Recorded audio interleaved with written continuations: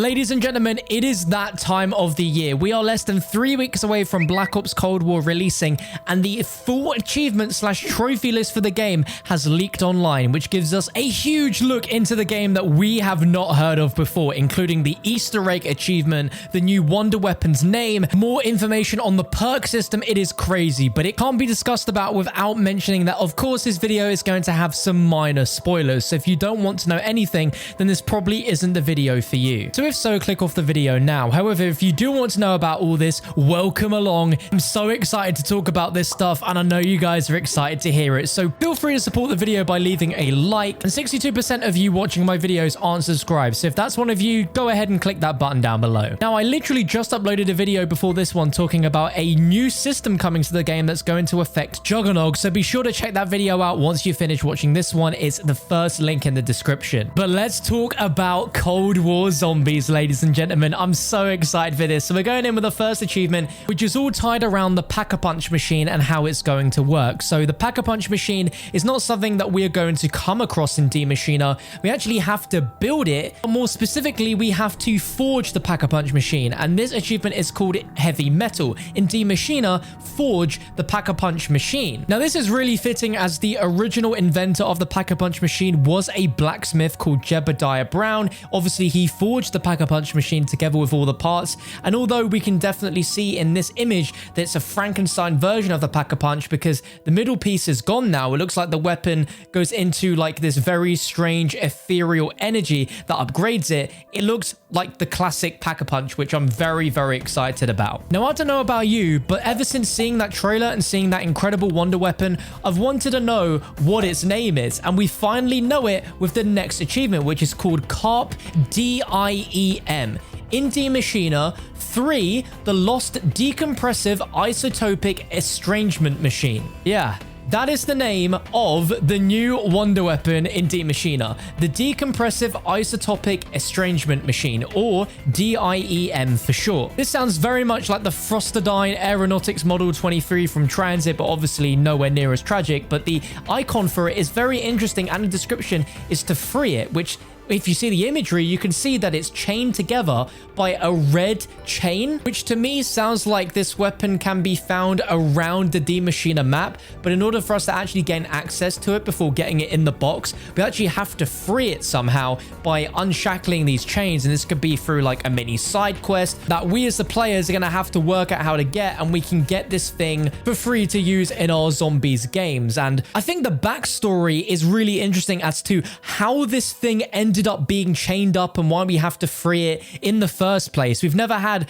a wonder weapon before, aside from the Marastagua, that's really had a real narrative behind it to explain it. And when you look in the trailer at what it does, obviously that's pretty unworldly. Like, that very much could be a weapon which its energy has come from the dark ether. And this next achievement is incredibly exciting because this is the Easter egg achievement. Now, don't click off the video because this is where things are going to get really juicy. We're talking about the Easter egg here, and then we're also talking about the perk skill tree very shortly after. So this one is called Seal the Deal. In Die Maschine, Close the Rift. And we have an icon here of what looks like the elemental portal that we see in the trailer with a padlock on it, essentially locking it away. Now, we have heard the rift mentioned so many times throughout the history of zombies that seeing this wording return, even though this is a new chapter of Ether, is incredibly exciting. Whatever we do with the Easter egg is going to close the rift, I assume, to the dark ether, so no more things can leak from it into the world of Die Maschine. Now, the most prominent time we've heard the words the rift mentioned in zombies was during Die Rise, where Stuhlinger in the Die Rise intro mentions Mend the Rift, which we did at the end of Buried with the ultimate ending of Maxis, and this is what allowed Richtofen to use the rift between universes to contact Victus for that little plan of getting the blood vials to save them later on and put them in cryostasis. The rift essentially is like a mode of transportation between universes for the Keepers and the Apothecans that they used a long time ago, and this is what Richtofen began to possess after he gained the knowledge of it from the Chronorium. The fact the rift is still being used in this universe is incredibly exciting because that opens so many possibilities as to what exactly has traveled through the rift and into our new new world. Like, we could make several videos talking about this. It's incredibly exciting, but I'd like to say that this could potentially hint at Victus returning. I mean, it's the only time we've ever heard the Rift mentioned verbally by them. Let me know what you guys think below. I'm sure a lot of you guys are also excited about the perks. So we have two different achievements tied towards perks. We have one called Sock It To Me, which is in zombies, upgrade a skill. And the most intriguing is 6-pack. In zombies, upgrade 6 perk skills to tier 3.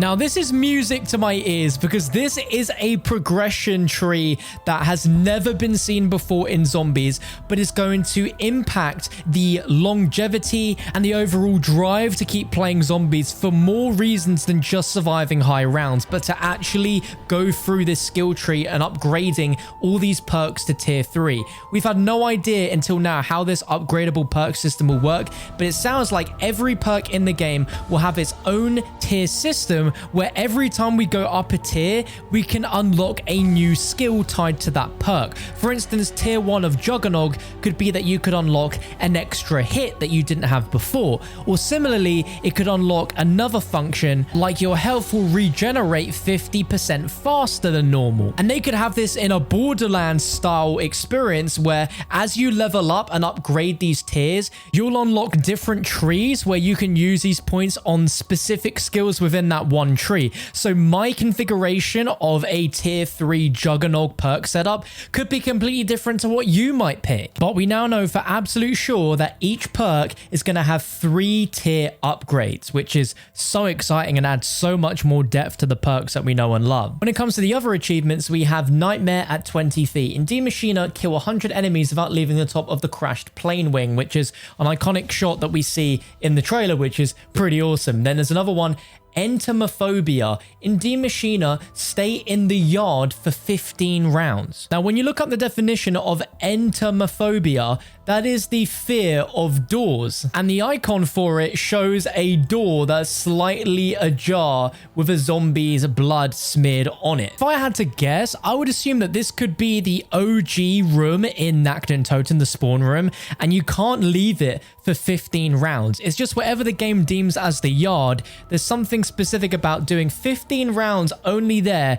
and you'll unlock this achievement. I imagine it's probably going to be pretty darn difficult. And then the final one tied to D Machina is called Craft Work. In D Machina, craft 14 different types of items in one match. Now, we know that there is stuff around the map that we can use to make, you know, equipment like grenades, monkey bombs, even chopper gunners, for example. This trophy basically confirms that there is like at least 14 different types of items you can craft in a single game of zombies, which I don't know if that's exciting or potentially worrying, because there is a lot of things that we've done over the years in terms of building zombies, but this looks like it's going to take things to a completely new level, crafting so much. I guess this achievement proves that there is a big depth to the amount of different things you can craft in zombies now, as opposed to the standard stuff that you can see on your heads up display. Like, there's genuinely going to be that many different things to build and find, which is absolutely insane. Now, there are also some achievements tied to Dead Ops Arcade, which I think is pretty exciting. I know you guys probably aren't as interested, so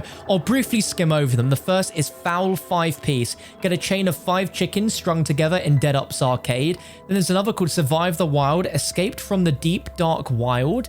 Reunited with Fidolina, which is to defeat the mummerback and save your dear friend. Now, we don't really know anything about Dead Ops Arcade 3 besides the fact it's happening, but it sounds like the Cosmic Silverback is not going to be the main sort of enemy this time around, but the mummerback instead, which is crazy, and saving a dear friend, which could actually be someone from the first Dead Ops or the second, which is pretty awesome. And then there's 2 final ones. One's for finding your destiny in the Room of Fate, and Dungeon Diver, which is to visit every corner of a deadly dungeon. Now, there are a ton of other achievements tied towards the campaign, which gives off the mission names of every single campaign, and a few different scenarios in the campaign that are going to be very interesting.